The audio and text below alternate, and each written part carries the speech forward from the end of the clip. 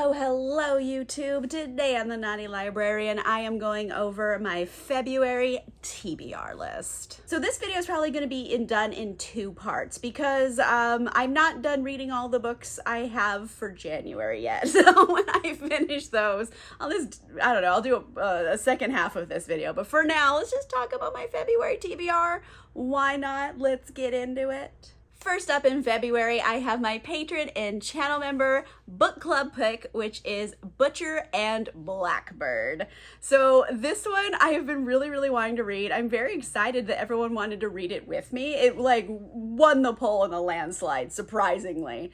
But this is kind of a like serial killer rom-com. I mean, like, it's not like they're evil characters. Well, they're kind of evil characters because they serial kill, but they like serial kill bad guys. So it's a gray area, and also there's romance. So I think it's gonna be just a really interesting pick, and I'm really excited to read it with everybody. I've been wanting to read it for like a hot minute. Okay, so next category, I have my special projects, and I am still continuing on with the James Bond recap series with The Spy Who Loved Me. And this is book 10, so we're getting close to the end of all the James Bond books. And this is going to be a reread. I've read them all already, but the first time I read it through, oh man, did I dislike this book? It was really bad. And the thing is, even Ian Fleming doesn't like this book, and he wrote it. Like, even he was like, don't use this in a film. When he licensed the rights to the book, he only licensed the title. He's like, don't make a movie of this. Please don't. It's bad. So I am going to reread it, and I will have a full recap.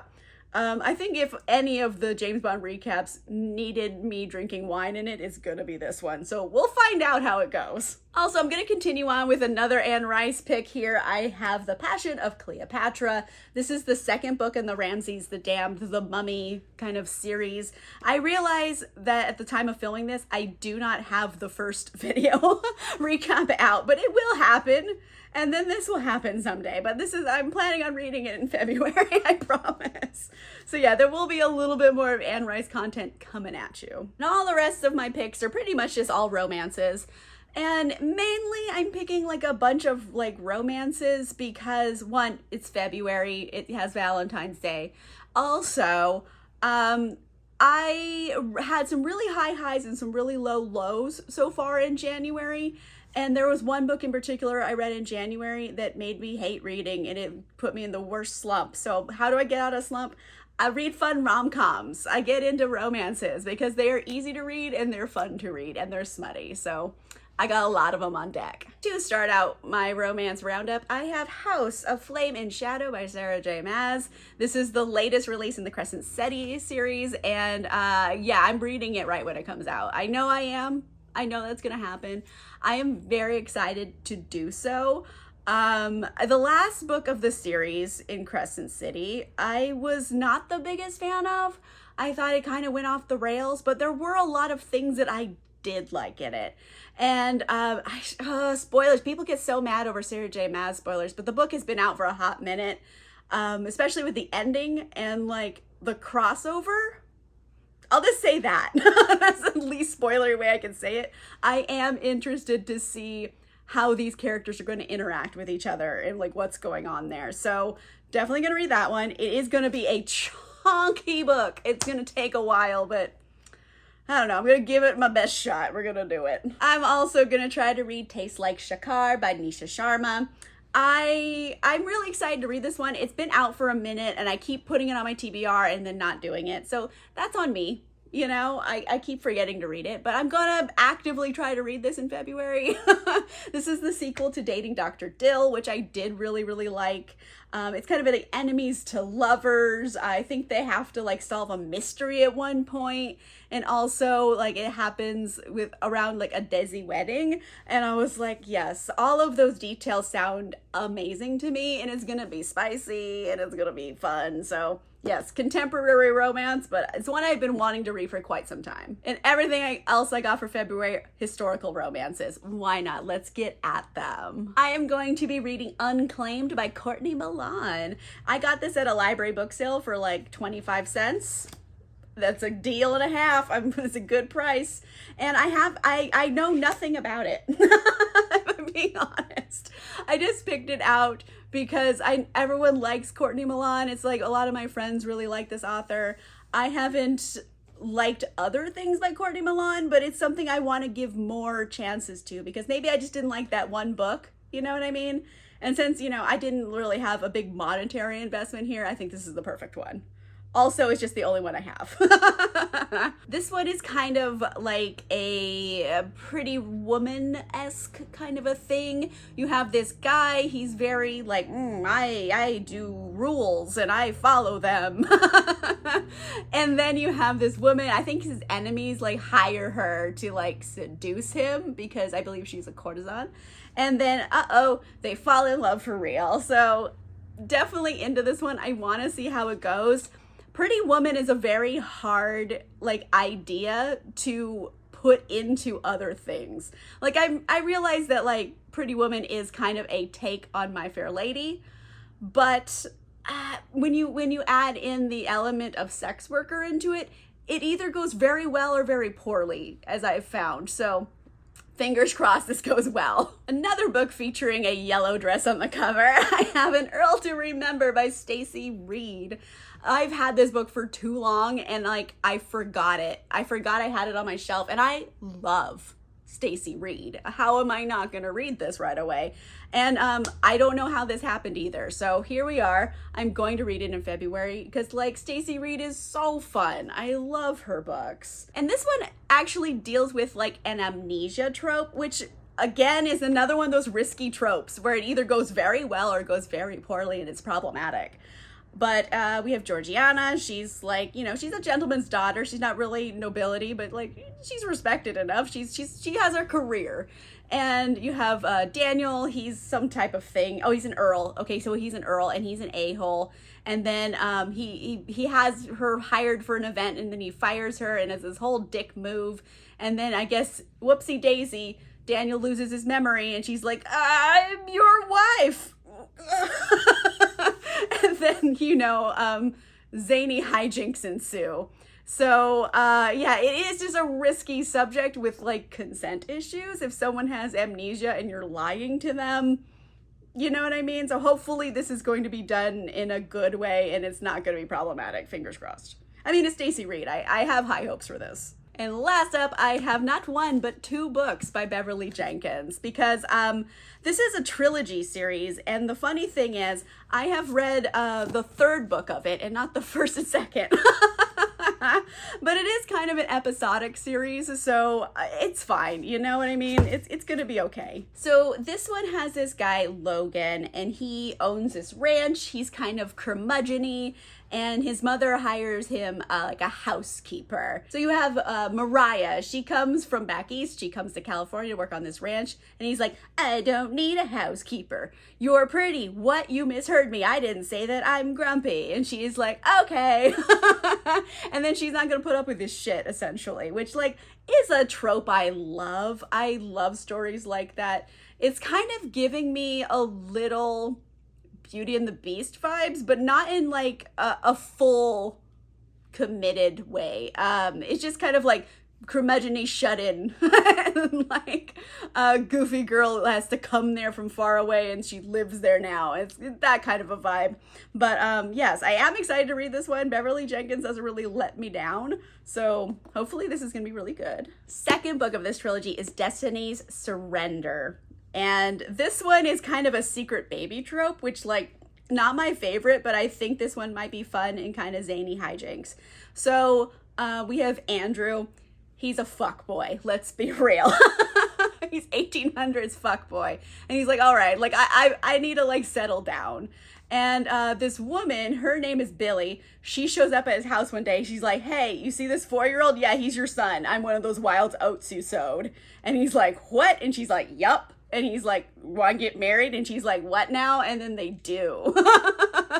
It's a bit of a marriage of convenience situation, but like I really like the idea of this like showing up on his doorstep saying, hey, this is your son, what are you gonna do? So it might be really fun. I think Billy's gonna be a really cool character. And then I can say I've actually read this series because I have read the third book, but not 1 and 2. All right, so that's what I got on deck for February. Always subject to change. Who knows what the future holds? Sometimes I read a book that makes me hate reading and then I stop reading for a while. That's what happened in January. So hopefully none of these books is gonna be one of those where I'm like, oh gosh, this is a chore to do. Fingers crossed. So yeah, that's all I got for February.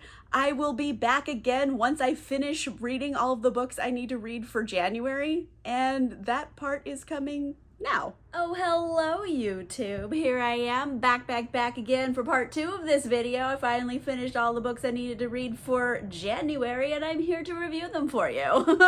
It's really weird, like, filming this on 2 different days, but here we are. So we're just gonna move forward with it. Overall, I read 7 books this month, and you know what? Several of them were fantastic, okay? Like, probably gonna make best books of the year list, frankly. And some on this list, well, I just like them so much they made me reconsider if I even like reading. So it's been a mixed bag, but yeah, let's get into it. First category, as always, is book clubs and special projects, and I have 3 of those. We're gonna start off here with Thunderball by Ian Fleming. This is book 9 of the James Bond series. I am still continuing that read along. There are 14 books, so I'm up to 9. There's only a few more left. And Thunderball was always my favorite of the series. It's very action-packed. It's funny. I tabbed the heck out of it. It was strange rereading it because I had read it the first time and loved it. Reading it the second time was harder to get into because maybe I was just in a different like headspace. But like some of the jokes just didn't land the same as they did the first time. So that's what I was kind of seeing in this one. But overall, it's still a really good part of the series. It's fun. I really like Domino. She's a great heroine. I mean, it's problematic AF. Like, let's be real. It was written in the 50s by an old white British guy. I'm not surprised that they're problematic, but I love James Bond, and if you look past the problematic elements, it's actually a really good book. So here we are, continuing on with that read along still. Let's change gears over to book club, because for my patrons and channel members, we read Starling House by Alex E. Harrow, and I really liked this. Like, I tabbed it several times, not a ton of times, but several times. It's kind of one of those acquired tastes that I have in books where this was just like hitting all of the things I needed it to hit. So Starling House, it's kind of Southern Gothic. It's a haunted house story. This is about like a down on their luck pair of siblings, Opal and Jasper. Opal's the big sister, Jasper's the little brother, and she's always she basically raised him because their mom passed away early. And, you know, they've been struggling, and all that Opal wants is for Jasper to get out of this podunk town they're in. And so she ends up taking a position as like a housekeeper at Starling House, which is a very haunted-y kind of house that's in town. It stays there forever. No one really goes there or likes it, but it's always there. And it was like the house of like the one famous person to come from this podunk town who was like a very famous author who wrote a creepy children's book. That's the premise here, and then things go forward. And that's basically the premise, and then other things happen after that. And I will say this is a actual paranormal horror story, not like, oh, the ghosts of our past. Like, no, there's some freaking ghosts in this and shit. Like, it's good. I love kind of haunted houses. The house seems sentient at times. It's like really fun. If you want some good like creeps and scares, this will give it to you. There's a bit of like obligatory romance here that I get the attraction, but like I also don't get the attraction. Like, I just don't think the romance is like the selling part of this book, but it is in there, and I rooted for them, but it's not like my favorite couple. But overall, if you want like a good creepy Southern Gothic ghosty house story, this is gonna do it for you. I gave it 5 stars. I thoroughly enjoyed the heck out of it. I mean, I've only read 7 books so far this year, but right now it's top books of the year. I don't know how that's gonna like handle it for the rest of the year, but for right now, it's one of my top books. And for the Blades and Bodice Rippers book club, we had to read Hexwood by Diana Wynne Jones.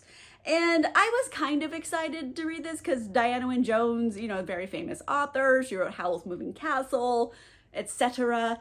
The problem is this is my first book I read by Diana Wynne Jones, and this one is a bit difficult, I would say.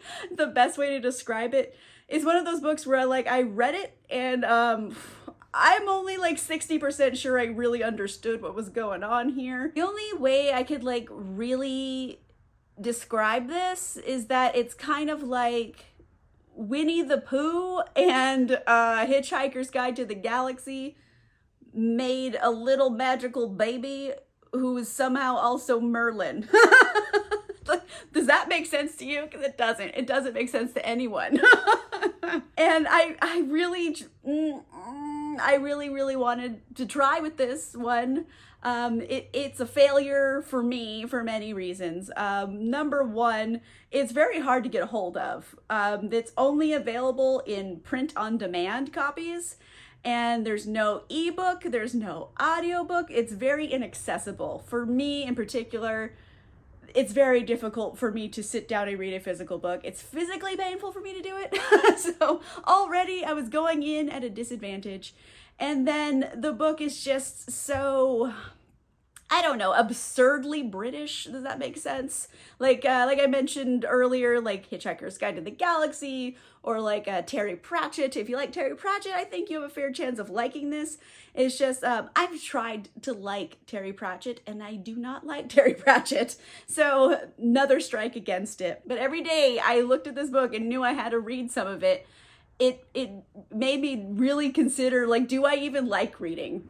Like, am I done with reading? Am I done with books? Like, do I even like this anymore? Maybe I'll go do my taxes early. Like, that's how little I wanted to read this book. But here we are. Yeah, it's like time travel and the woods, and there's a robot, and also somehow King Arthur. There's a lot going on, and I don't know if it's necessarily successful, but you know what? No, but that's it. That's all I got. Next category is fantasy paranormal romance, and I have 2 of them. Oh my goodness, I finally read Monroe by Kresley Cole. It only took me about a year to do it. I kept putting it on my TBR and then not doing it, and I finally sat down and I made myself read Monroe. So overall, it was fun to get back into Kresley Cole's world. The Immortals After Dark series was like my first foray into any type of romance book.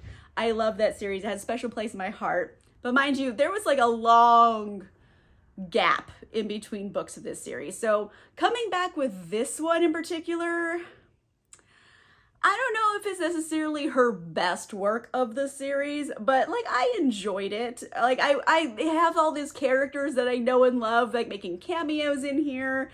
It has, you know, action adventure in here. So it was kind of like a trip down memory lane of all these other characters and couples that I had met before. So I was just excited to see them again.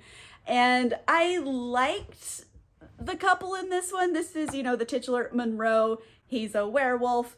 And then you have Wren, who is a human woman and kind of like a demon fighter hunter girl, and then time travel again.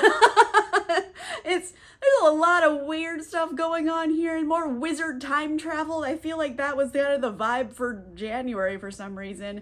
But I didn't love their romance. I felt like it needed more time to develop, because it felt like there was a lot of leaps being taken that didn't necessarily feel like they should have been taken. But you know what? I'm here for vibes. I'm having a good time reading this. It's, you know, campy, it's paranormal, it's smutty. I'm just having a good time. So here we are with this. It's not her best of the series, but I'm glad that she's putting out more books in the series, and she's opened up the door for more characters. So pretty excited. It's promising. I hope there's more books to read soon, and I will devour them quicker than I did this one. All right, I cracked. I finally did it. I know, Fourth Wing by Rebecca Yarros. It was so hyped for so long.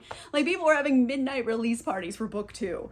And I hadn't read it. It's Smutty Dragons. It seems right up my alley. And I wasn't giving into the hype. And then finally I was like, all right, let's do it. Let's go. Let's see what this is about. Maybe I'm going to love it. I would love to find a new series I'm obsessed with. So I read this, and I'm going to be honest. It's giving very mid energy. I gave it 3 stars. It is so mid. It's the best way to describe my feelings toward it. This is 500 pages too, so it's a lot of pages and story to still feel mid about by the end. Here's the deal with this book: it's 100% not original. But that's not necessarily a problem, because really we've been telling stories to each other for thousands of years as a species, so nothing's really original. That's fine. But if you're gonna take some very obvious references from other books and mishmash them together into your story, you have to at least do it better than the source content. And I don't think this one does it better than its source content. Here's an example, okay? I went and pulled this one out real quick. Have you ever read Red Queen by Victoria Aveyard? Have you read this? I have a special edition of it.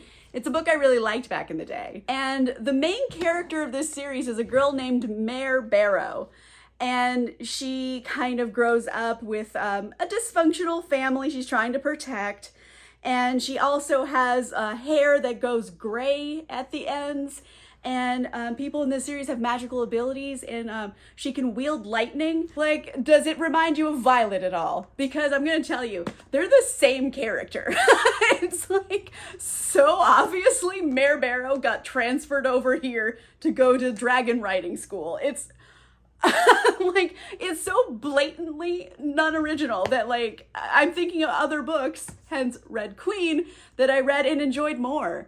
So I think that's its biggest downfall, is that I've seen it done better. And I mean, if you haven't read a lot of the source references for this book, then maybe you're gonna love it. And I'm happy about it. I love that journey for you. If you enjoy this, I am so happy.